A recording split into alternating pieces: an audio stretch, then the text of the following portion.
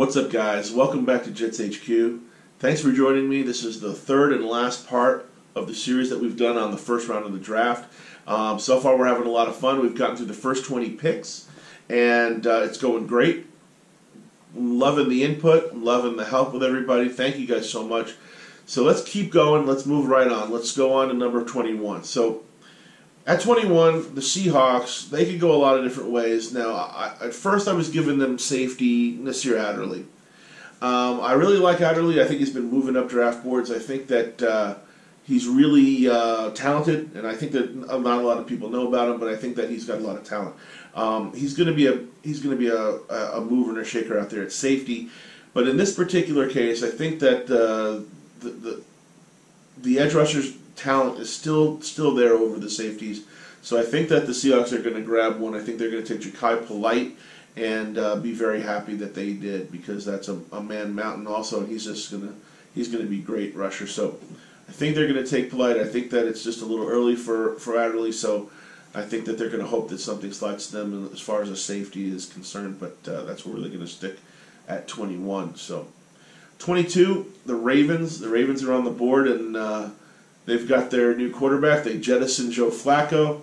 So what are they going to do? They're going to give him a gift. They're going to give him a shiny Ferrari. They're going to stick out there on the edge, and they're going to go with DK Metcalf. This is it. This is where Metcalf falls. I think that it's perfect. I think Baltimore's the place. Why not? They took a chance at a quarterback, and it paid off. Let's take a chance on this wide receiver right here. See if he can do everything else that everybody says he can do, other than just that 9 round. So we're going to find out. I think the Ravens are going to be happy. They're going to take themselves a big star there in DK Metcalf. Texans. Whew, the Texans, man. Now, we're talking about teams that need offensive line. They need 2. I've never seen a team with a worse offensive line. It's just uncanny. They've got Deshaun Watson, turned out to be just a fantastic pick for them, and they're trying to kill him. I think that the Texans should be accused of attempted murder. Their offensive line is a joke. If he snaps the ball, says hike, I'm surprised they didn't turn around and try to tackle him too, because everybody else did. I've never seen. They had the most sacks ever given up. I mean, in the history of the NFL. Congratulations.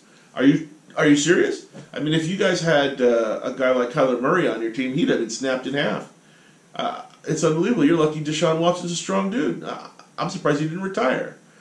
But in this particular case, I think that the Texans have realized that the folly of their ways, and they're going to go with another offensive tackle, because we're loaded with them here in the first round, and they're going to take Andre Dillard.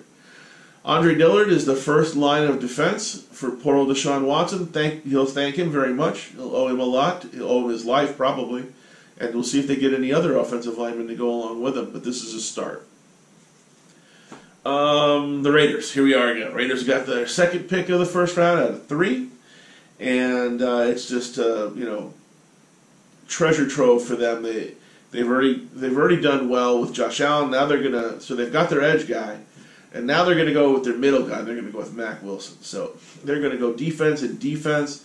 I think that they're going to be really happy with what they get out of here. They're going to have some super duper talent.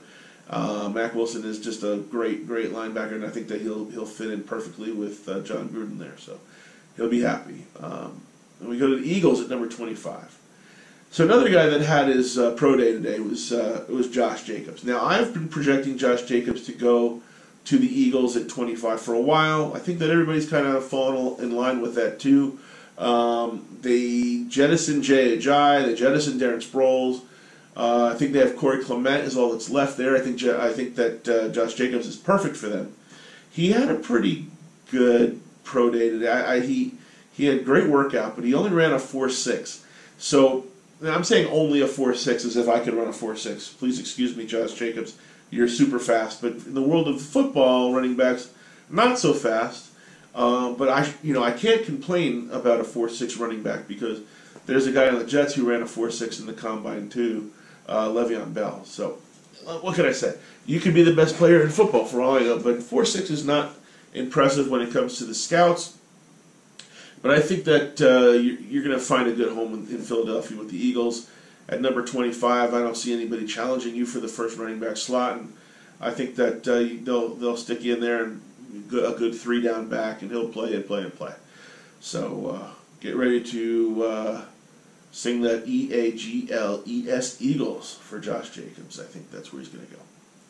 Now the Colts, the Colts, they've got a lot of needs, but they had a great comeback story in Andrew Luck last year. I think that they might want to give him another part to play with. I think that some of their wide receiving core is getting a little older, but I originally had Deontay Thompson, the safety, projected here, and I had thought, I think they're going to go on defense because their offense looks pretty good, but in this case I'm thinking the talent that fell to them right here at this slot might just be too good to pass up. So I'm thinking N'Keal Harry, wide receiver for the Colts at number 26. If he falls here, I just don't see how they're going to pass this up. I really don't. But they do need a safety, so it's another Nasir Adderley or Deontay Thompson spot that could fall right here.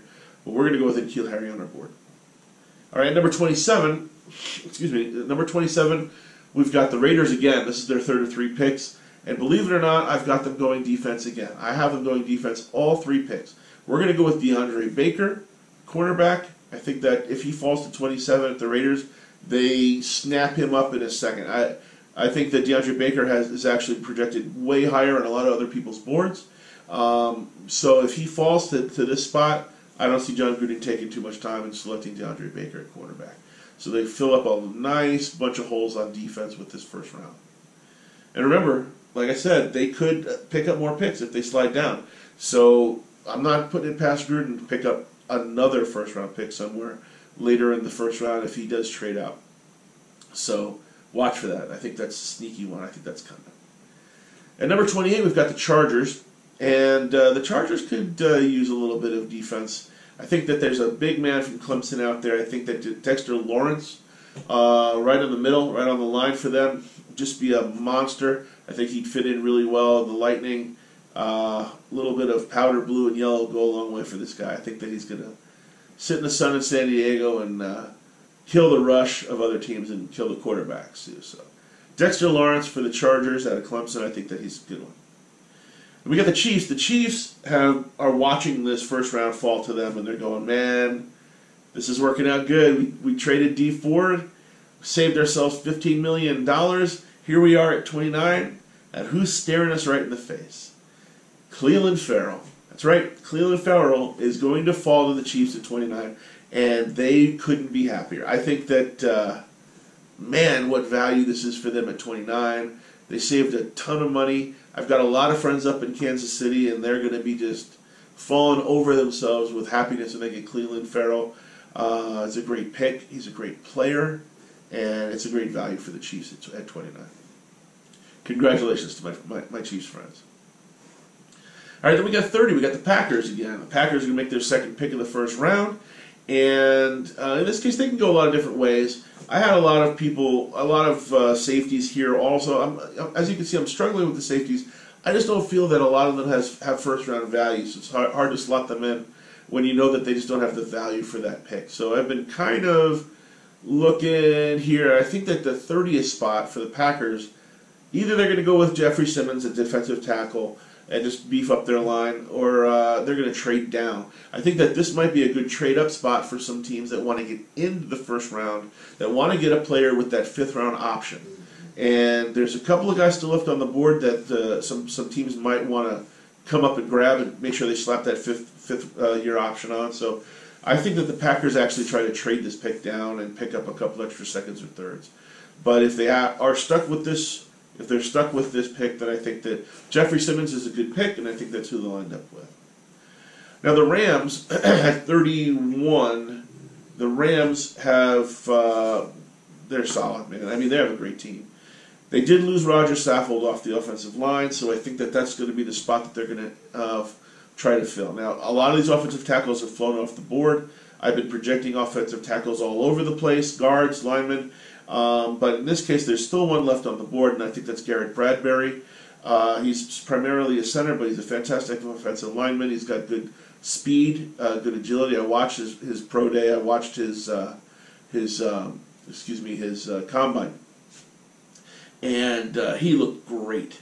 So I think he definitely got himself up into the first round, and I think that the Rams will make him their replacement for Roger Saffold, Garrett Bradbury, and they'll be thrilled to get him, and I think he's going to be a good fit there, and he's going to be bolstered up by all that talent that they have there, and he might end up with a ring next year because the Rams are looking really good. And then we've got the Patriots. Now, I don't like to project players to the Patriots because it's very much like the Giants. I just hope they choose a punter or forget to put their card in and let other teams jump in front of them or something stupid. Of course, that won't happen, but it's always a nice fantasy. So we do have to put somebody there for the Patriots. So I was thinking about it. What would they want to do? I think that obviously they're concerned that Gronk might retire. Hopefully he does because he and Brady need to be out of the league. But if Gronk retires or is playing his final season, they're going to want to get somebody to fill that role.